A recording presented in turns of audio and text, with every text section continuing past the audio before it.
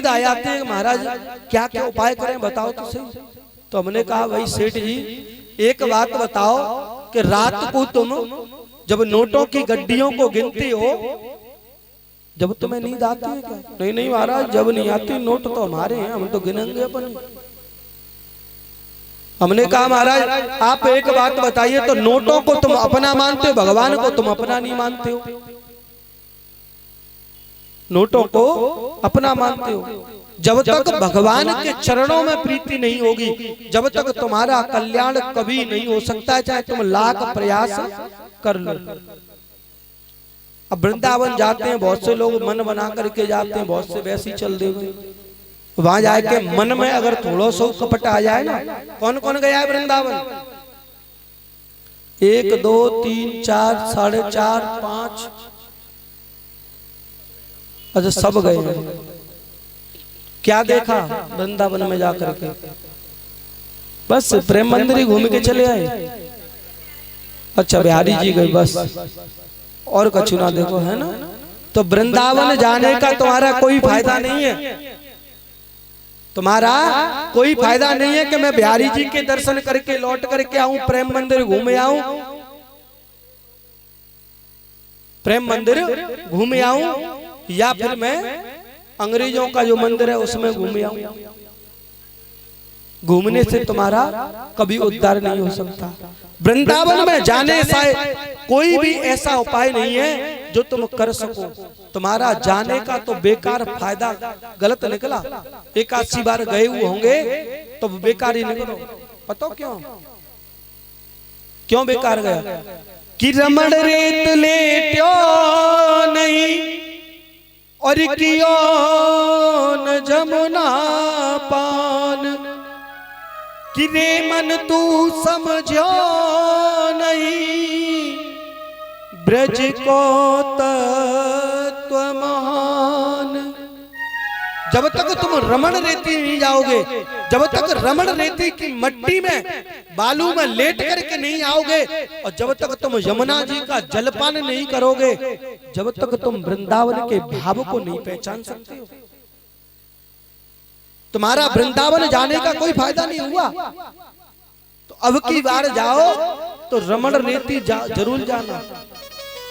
रमण रेती लेट्यो नहीं कियो न जमुना पान और रे मन तू समझो नहीं ब्रज को तत्व महान। जब ही तत्व समझ में आएगा कि ब्रज में होता क्या है। वृंदावन जाने से ऐसे फायदा नहीं होता है जब तक मन तुम्हारा क्या कहता है। आजकल के बहुत बड़े बड़े पैसे वाले हैं कि नहीं खूब छापे पड़ रहे हैं पर लेकिन पैसे वाले पता क्या करते हैं उनके पास में इतना भी समय नहीं है कि किसी के पास में जाकर के दान करके आए। क्योंकि सवेरे से फोन ही बजी वो चालू है जाता 6 बजे के फोन चालू रात में भगवान जाने कैसे नींद आवत होगी ऐसे पैसा वाले। तो उनको कभी दान देने के लिए कभी समय नहीं मिलता है। आप सोच रहे होंगे कि जी परीक्षित जी बैठे वकील साहब कि ये कथाएं तो ना कराए रह जाए या फिर आप ये सोच रहे हो तो जी सोलंकी जी ठाकुर साहब वो तो नहीं करा रहे हैं। ऐसा तो नहीं है कहीं। जे आप तो सब लोगों की कथा है न मेरी है न तुम्हारी है हम सब की है।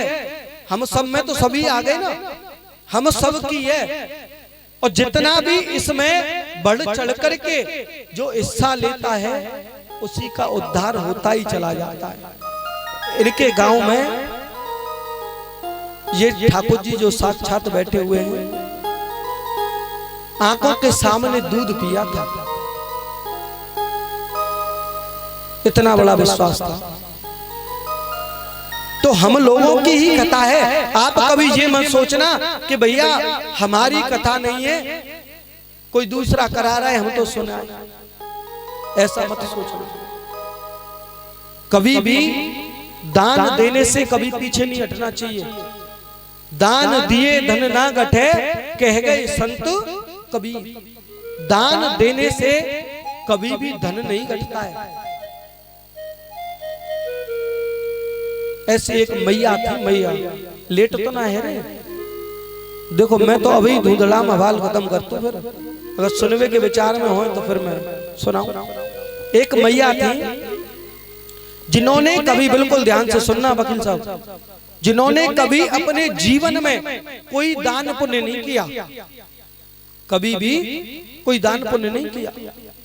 जब दान पुण्य नहीं किया तो भगवान इस दृश्य को देख रहे थे कि देखो तो सही, इसने कभी दान पुण्य नहीं किया है। भगवान ने एक साधु का रूप धारण कर लिया, भगवान ने एक साधु का रूप धारण किया और उसी मैया के पास में पहुंचे और जाकर के कहने लगे कि भिक्षा में देही। सो मैया ने कही देखो भैया, हमारे यहां से दान नहीं दिया जाता है। सो भगवान ने कही भैया नहीं दे रहे होंगे, कोई बात होगी। भगवान लौट करके चले गए। फिर कुछ समय बाद फिर आए, कुछ समय बाद फिर आ गए और फिर आए सो जाकर के मैया से कहने लगे कि भिक्षा में देही। सो मैया बोली देख भैया, हमारे यहाँ सोवर रह गई, हमारे यहाँ पर सोवर हो गई है और सोवर में दान देना नहीं चाहिए। भगवान ने कहा कोई बात नहीं। भगवान लौट करके आ गए, सूतंग हर गए भैया लौट के चलो, कोई बात नहीं। भगवान तीसरी बार गए और तीसरी बार गए सुब जाकर के मैया से कहने लगे कि भिक्षा में देही। मैया ने कही कोई बात ना है। दो मैया के पास में ईंट रखी थी, मैया के पास में दो ईंट रखी थी। सो वही ईंट उठा करके महात्मा जी को दे दी, भगवान को दे दी। भगवान उन ईंटों को लेकर के भगवान के दरी खाने में पहुंच गए, जहां जमा होता है वहां पहुंच गए और जाकर के ईंट मैया का नाम डाला उस रैक पे और जाकर के रख दिया। अब मैया का आ गया बुढ़ापा और जैसे ही बुढ़ापा आया सो मैया की लग गई सरकारी नौकरी, मैया की सरकारी नौकरी लग गई। अब सरकारी नौकरी आप क्यों लगेगी, मेरी लगेगी, बता दो। जब नाती बेटा है जाता है ना तो बहू पतो का कहे ले जाए गेट पे लेके बैठ जाओ, है ना। तो वही सरकारी नौकरी है, चौकीदार की सी ड्यूटी है ना। तो जैसे ही भगवान पहुंचे, भगवान ने कही कि भिक्षा में देही। सुमैया बोली अरे निपूते, मेरे ले नाई तो तेरे ले कहते दे, जब मोये ना मिल लो तो फिर मुंह कहते तेरे को दे दो, मैं कहां से दे दूं तेरे को, क्योंकि मेरी तो सरकारी नौकरी मिलेगी, 2 रोटी संजाऊ मिलते हैं, 2 सवेरे मिलते हैं, टाइम पास तो करना ही करना हो। अब मैया का बुढ़ापा ज्यादा आ गया, भगवान ने कहा कोई बात नहीं है। कुछ समय बाद उसी मैया का प्राणांत हो गया, मैया मर गई। अब वो मैया मर गई सो भाई मर गई तो यमदूत पकड़ करके ले गए। तो यमदूत भी पकड़ करके ले जाते तो सबसे पहले भगवान के दरी खाने में ले जाते, गले में रस्सी डाल करके ले जाते हैं। और जब रस्सी डाल करके ले जाते हैं तो वही जाकर के भगवान के दरी खाने में पहुंच गए। अब तो वही मैया वहां पे खूब किच्ची ठोके, अरे मैया, अरे भैया मुझे भूख लगी है, अरे कुछ खाने के लिए दो, अरे भैया कुछ खाने के लिए दो। सो भगवान ने अपने पार्षदों से कहा कि देखो इनके खाते में कुछ है कि नहीं है, इनके खाते में कुछ है कि नहीं है। तो मैया के खाते में क्या था,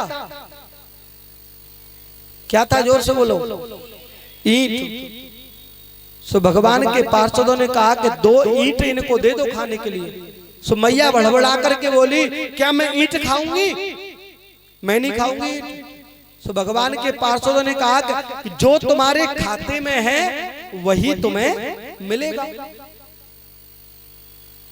कि नहीं नहीं मैं ईंट नहीं खाऊंगी, इतने जो कुबेर भंडार भरे पड़े हैं, अनाज भरा पड़ा है, रोटियां भरी पड़ी हैं, इसमें से दे दो। कि नहीं नहीं इसमें से भी नहीं मिलेगा, ये तो दूसरों का हिस्सा है, ये तुम्हें कैसे मिल जाएगा।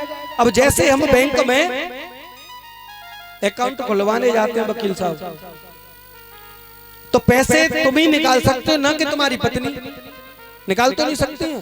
तो जो जैसा दान पुण्य करता है उसी के काम आता है, अन्यथा किसी के काम नहीं आता है। कर्ण जी का नाम सुनाया, कर्ण जी ने क्या किया था? सोना दान। जब सोना दान किया, उन्होंने इतना सोना दान किया, इतना सोना दान किया, और जब कर्ण जी की मृत्यु हुई थी ना, वो भी भगवान के दरी खाने में पहुंचे। कर्ण जी ने कहा कि भाई मुझे खाने के लिए दो, तो उनके सामने सोना रख दिया। क्या मैं सोना खाऊंगा? कि हाँ, जो तुम्हारे खाते में है वो तुम्हें मिलेगा, जो तुम्हारे खाते में है वो तुम्हें मिलेगा। तो कर्ण जी ने हाथ जोड़ करके भगवान के सामने खड़े हो गए, और जैसे ही भगवान के सामने खड़े हुए, और भगवान के सामने खड़े होकर के कहने लगे कि भगवान मुझे कुछ दिनों का समय दिया जाए, कुछ दिनों का समय दिया जाए। सो भगवान ने कर्ण जी के लिए 16 दिन का समय दे दिया। कितने दिन का? जोर से बोलो, कितने दिन का? 16 दिन का। 16 दिन का समय दिया। उसी 16 दिन के अंतर्गत, यानी कि हमारे यहाँ जो 16 कनागत मनाए जाते हैं ना, उसी दिन से हमारे यहाँ ये 16 कनागत मनाई जाती है। तो 16 दिन कर्ण जी को दान करने के लिए मिले। अन्न धन पैसा धन दौलत जो कुछ भी दान करना था, 16 दिन के अंदर ही सब कुछ दान कर दिया। जब भगवान के दरी खाने में आए और आकर के जब भगवान से कहा कि भगवान अब मुझे खाने के लिए दो, कि बताओ तुम्हारे खाते में ये सारी चीजें हैं, जो तुम खाओगे वही तुम्हें मिल जाएगा।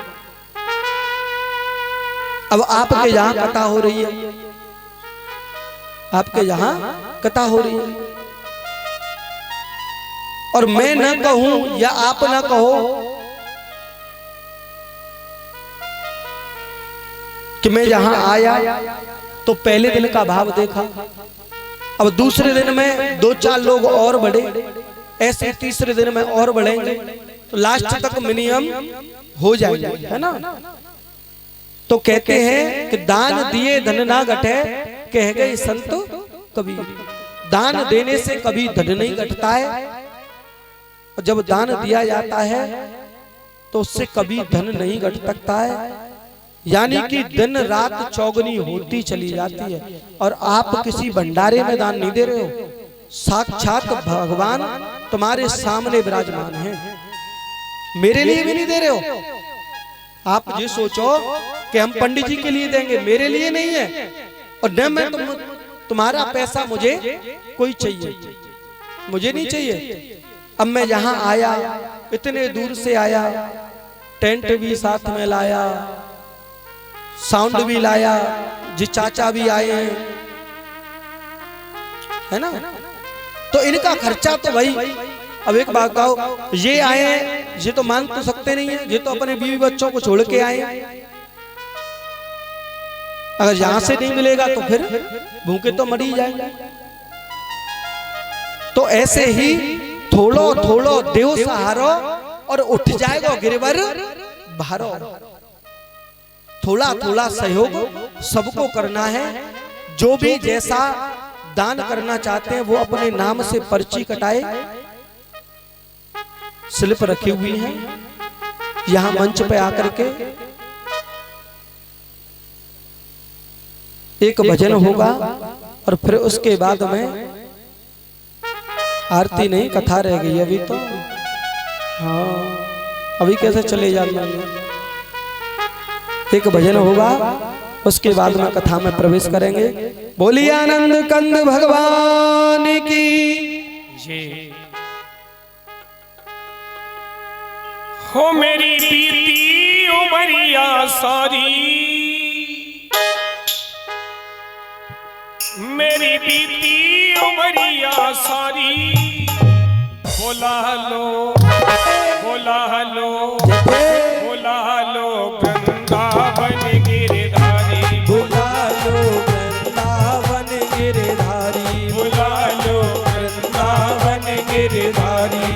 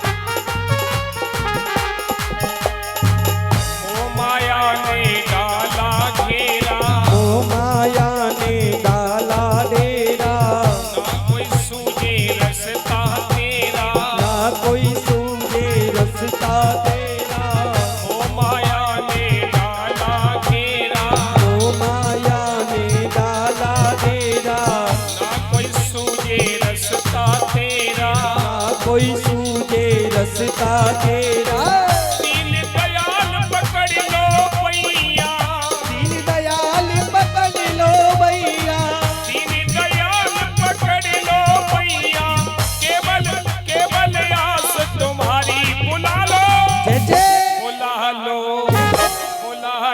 वृंदावन गिरधारी बुला लो वृंदावन गिरधारी बुला लो वृंदावन गिरधारी श्री राधे ताली बजाते हुए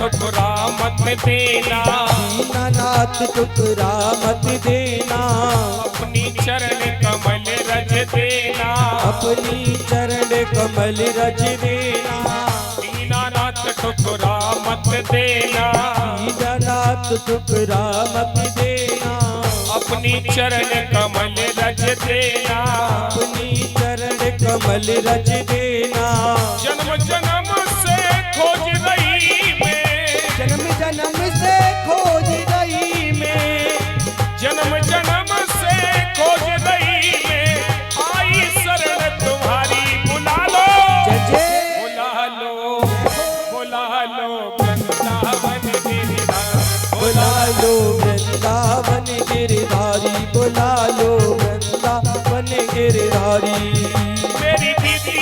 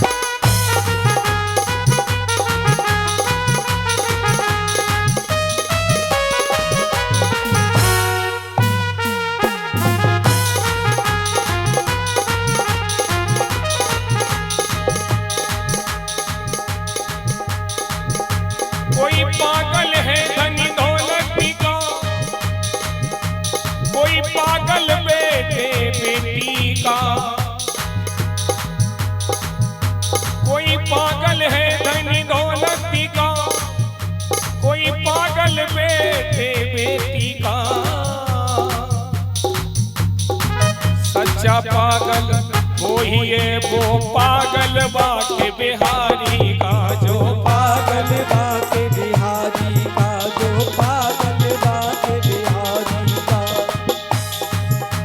ओ मैंने मोहनी को बुलाया है वो आता होगा, मोहनी को बुलाया है वो आता होगा।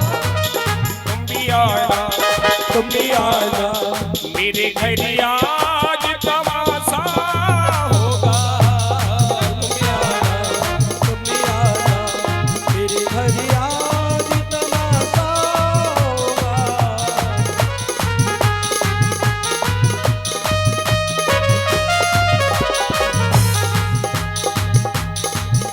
आशा रख पगली आशा रख पगली आएंगे, आशा रख पगली आएंगे, आशा रख पगली आएंगे, आएंगे हरि आएंगे। आएंगे हरि आएंगे। जिन जिन भक्तों को विश्वास है दोनों हाथ ऊपर करके मीठी मीठी तालियों के साथ आशा रख पगली आएंगे, आशा रख पगली आएंगे, आएंगे हरि आएंगे, आएंगे हरि आएंगे, आएंगे श्याम आएंगे, आएंगे श्याम आएंगे। आशा रख पगली आएंगे, आशा रख पगली आएंगे, आशा रख पगली आएंगे, आशा रख पगली आएंगे, आशा रख पगली आएंगे, आशा रख पगली आएंगे, आशा रख पगली आएंगे, आशा रख पगली आएंगे, आशा रख पगली आएंगे, आशा रख पगली आएंगे, आशा रख पगली आएंगे, आशा रख पगली आएंगे। कन्हैया मेरे श्याम मेरे श्याम।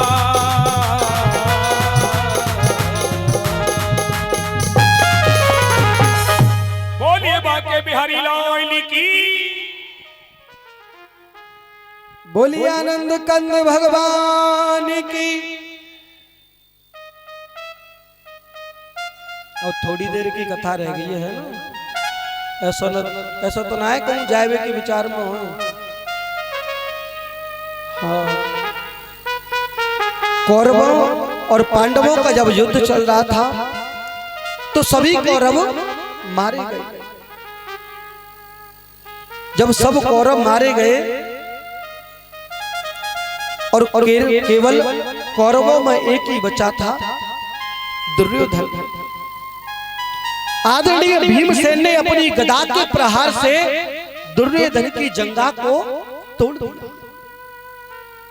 जब दुर्योधन की जंघा को तोड़ दिया और दुर्योधन जो है एक एक पल गिर रहा है कि कैसे भी करके मेरी मृत्यु हो जाए, कैसे भी करके मेरी मृत्यु हो जाए, चाहे कुछ भी हो जाए।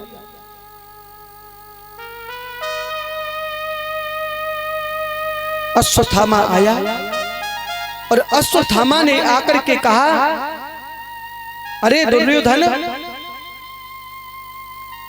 तुम्हारी जंघा को किसने तोड़ दिया? तुम्हारी जंघा को किसने तोड़ दिया? आज दुर्योधन जो है अपना एक एक पल गिन रहा है, मृत्यु हो जाए कैसे भी करके मैं मृत्यु के हवाले चला जाऊं। आज अश्वत्थामा ने आकर के कहा कि मुझे बताओ तो सही, किसने तुम्हारी जंघा को तोड़ा? दुर्योधन ने बताया और जैसे ही अश्वत्थामा ने कहा कि आज तुम समझ लो कि आज पांचों पांडव मारे जाएंगे, चाहे कुछ भी हो जाए। आज आप समझ लो जिसने तुम्हारे ऊपर प्रहार किया है वो सबको मैं मार दूंगा, चाहे कुछ भी हो जाए। पांचों पांडव मर जाएंगे और पांचों की मृत्यु हो जाएगी। कि जाको राखे साइया और मार सके न को,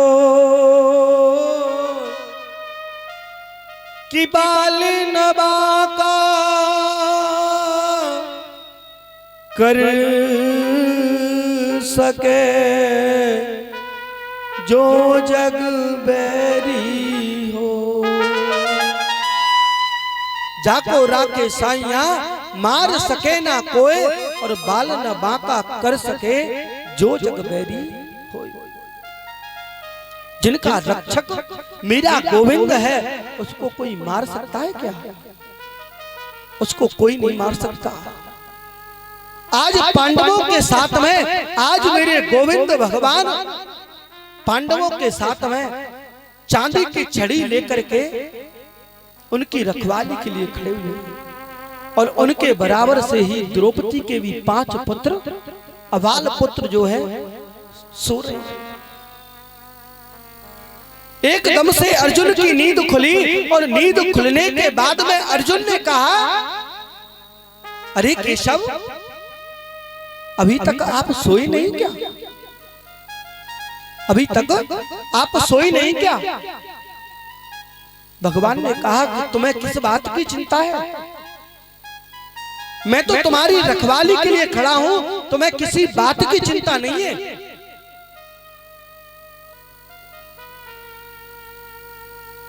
पांडवों ने कहा कि हमें तो किसी बात की चिंता नहीं है, लेकिन इतनी देर में तो भगवान बोले कि आप एक काम करिए कि इस स्थान पर तुम्हें नहीं सोना चाहिए, आप इस स्थान से उठ करके किसी दूसरे स्थान पर चलो। आज भगवान उन 5 पांडवों को लेकर के दूसरे स्थान पर पहुंच गए, और केवल द्रौपदी के 5 पुत्रों को सोता हुआ छोड़ करके चले गए। अश्वत्थामा आया, और अश्वत्थामा आकर के देखा तो था नहीं, और द्रौपदी के 5 पुत्र सो रहे थे, और द्रौपदी के 5 पुत्रों के सर को काट करके अपने दोनों हाथों में लेकर के सीधे दुर्योधन के सामने पहुंच गए। देखो महाराज, आज मैंने 5 पांडवों को मार दिया। जैसे दुर्योधन ने देखा और देख करके कहा, अरे अश्वत्थामा, तुमने ये क्या किया? तुमने तो द्रौपदी के 5 पुत्रों को मार दिया, तुमने तो द्रौपदी के 5 पुत्रों को मार दिया, और मैंने तो तुमसे 5 पांडवों को मारने के लिए कहा था।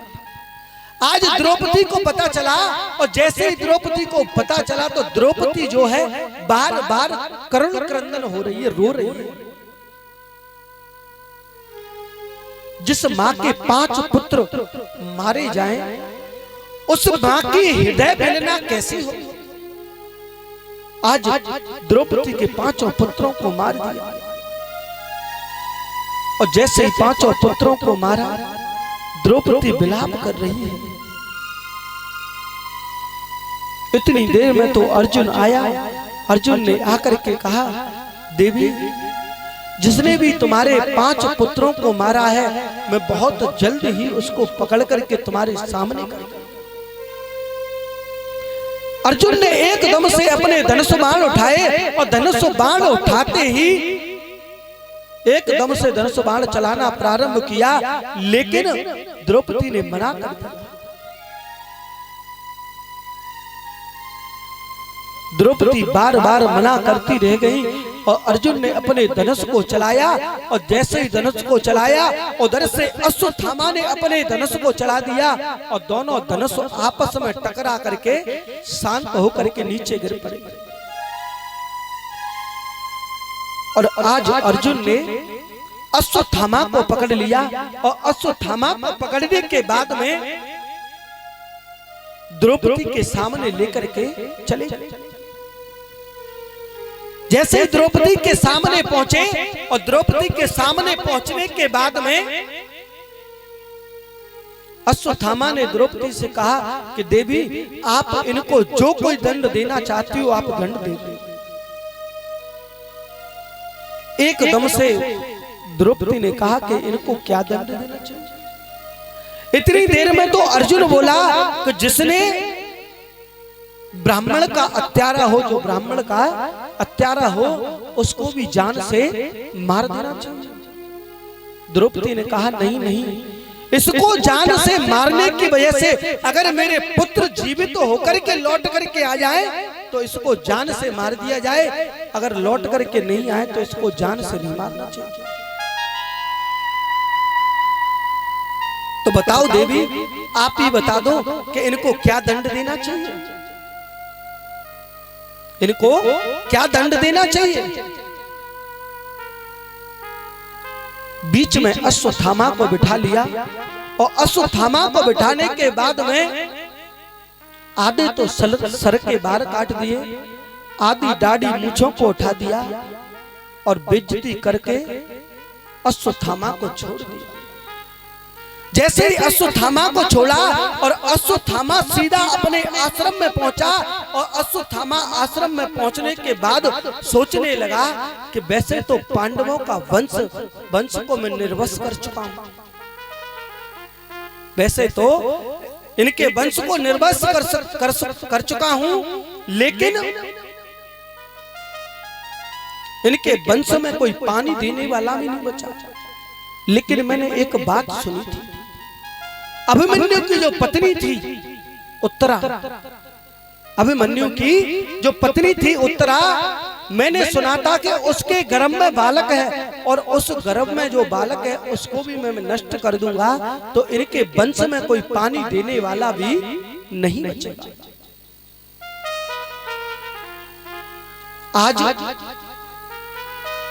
अश्वत्थामा ने अपने ब्रह्मास्त्र को चलाया और ब्रह्मास्त्र को जैसे ही आता हुआ देखा सो उत्तरा एकदम से गई और जाकर के भगवान श्री कृष्ण के चरणों में लेट गई। प्रभु, मेरे प्राण चले जाएं तो मुझे कोई आपत्ति नहीं, लेकिन मेरे गर्भ में जो बालक है अगर उसके प्राण चले गए तो इस वंश में कोई पानी देने वाला भी नहीं बचेगा, इस वंश में कोई पानी देने वाला भी नहीं बचेगा, इसलिए तुम मेरे गर्भस्थ शिशु की रक्षा करिए। जैसे ही उत्तरा को बगल में खड़ा किया और भगवान ने कहा कि अरे देवी, आप अपने मन में मातृ भाव लेकर के आओ, आप अपने मन में मातृ भाव लेकर के आओ, और जब तुम मातृ भाव लेकर के आओगी तो मैं आपके गर्भस्थ शिशु की रक्षा करूंगा। जैसे उत्तरा के मन में मातृ भाव आया और मातृ भाव आते ही भगवान श्री कृष्ण ने सूक्ष्म रूप धारण कर लिया। भगवान ने सूक्ष्म रूप धारण कर लिया और सूक्ष्म रूप धारण करने के बाद में जैसे ही उत्तरा के मन में मातृ भाव आया और सूक्ष्म रूप धारण करके भगवान उत्तरा के गर्भ में प्रवेश कर, एक रूप से बाहर खड़े हुए हैं और दूसरे रूप से सूक्ष्म रूप से उत्तरा के गर्भ में पहुंचा। बेटी, कोई दिक्कत तो नहीं हो रही है? मुझे कोई दिक्कत नहीं हो रही है, केवल मेरे गर्भस्थ शिशु की रक्षा करिए। कि गर्भस्थ शिशु की रक्षा? हाँ, मैं गर्भस्थ शिशु की रक्षा करूंगा, आपको कोई तकलीफ तो नहीं हो रही है? उत्तरा ने कहा कि मुझे कोई तकलीफ नहीं हो रही। ते अच्छा, अब तो ब्रह्मास्त्र को आते हुए देखा, इधर से भगवान ने अपना ब्रह्मास्त्र छोड़ा तो दोनों ब्रह्मास्त्र आपस में टकरा करके शांत हो गए और जमीन पर गिर पड़े। और जैसे जमीन पर गिरे, अब तो अश्वत्थामा सोचने लगा कि अब तो मैंने इनके वंश को निर्वंश कर दिया, अब तो इनके वंश में कोई पानी देने वाला भी नहीं बचा है। अश्वत्थामा ने देखा कि अब तो अर्जुन हमें मार देगा, अब हमें कोई छोड़ नहीं सकता है। भगवान ने उसके गर्भ में बालक की रक्षा की, और जो उत्तरा के गर्भ में जो बालक था, जब वो बालक हुआ, उसी बालक का नाम राजा परीक्षित पड़ गया। उस बालक का नाम राजा परीक्षित पड़ गया। अब राजा परीक्षित का जन्म हो गया।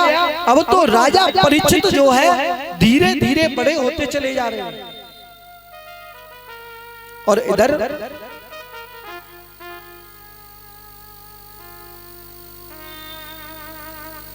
उत्तरा के गर्भ में जो बालक था उसकी प्राण रक्षा कर दी। और प्राण रक्षा करने के बाद में आज तो बड़ा सन्नाटा सा छा गया।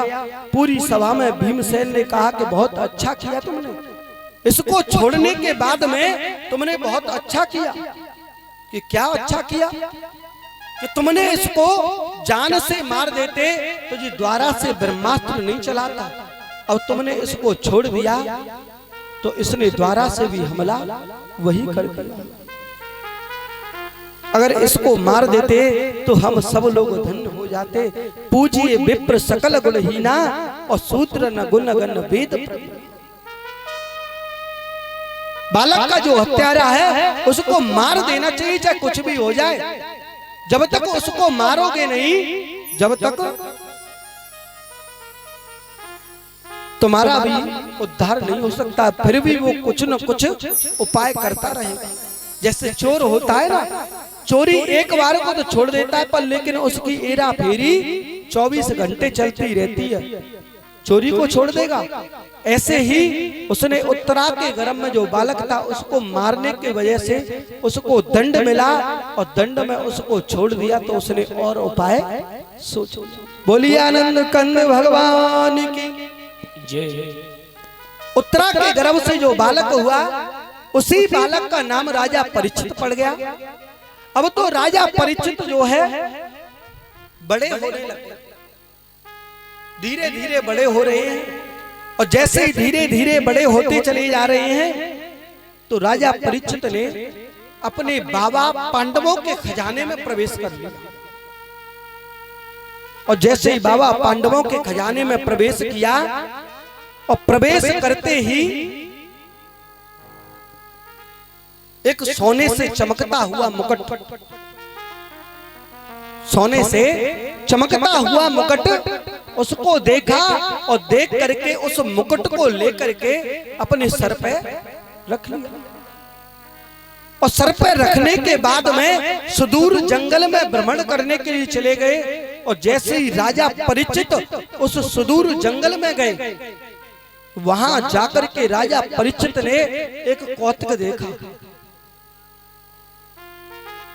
एक काला काला व्यक्ति खड़ा है नग्न अवस्था में, और सामने बैल रूपी धर्म खड़ा है। जब बैल रूपी धर्म खड़ा है, क्योंकि धर्म के 4 पैर थे, सतयुग, त्रेता युग, द्वापर और कलयुग, ये 4 पैर थे। उस धर्म के 3 पैरों को तो उसने काट दिया। धर्म के 3 पैरों को तो काट दिया। बैल रूपी जो धर्म था उसके 3 पैरों को काट दिया, और एक पैर बचा है। और उसको भी काटने के लिए तलवार लेकर के उतारू खड़ा है कि इस पैर को भी काटूं, इसलिए धर्म बिल्कुल नष्ट हो जाए। और उसी के सामने माता पृथ्वी खड़ी हुई, गाय माता खड़ी हुई। राजा परीक्षित ने कहा कि कौन है भैया आप? कि मैं कलयुग हूं। कि कलयुग हो तो तुम इसके एक पैर को काटने के लिए क्यों उतारू हो? क्योंकि आजकल धर्म के विरुद्ध में तो लोग वाग सब हो जाते हैं। जहां धर्म का कार्य चल रहा होगा वहां सब पीछे हटते चले जाएंगे, कोई आगे नहीं आएगा। इसीलिए धर्म का कार्य छोड़ दिया। और धर्म का कार्य छोड़ने के बाद में अब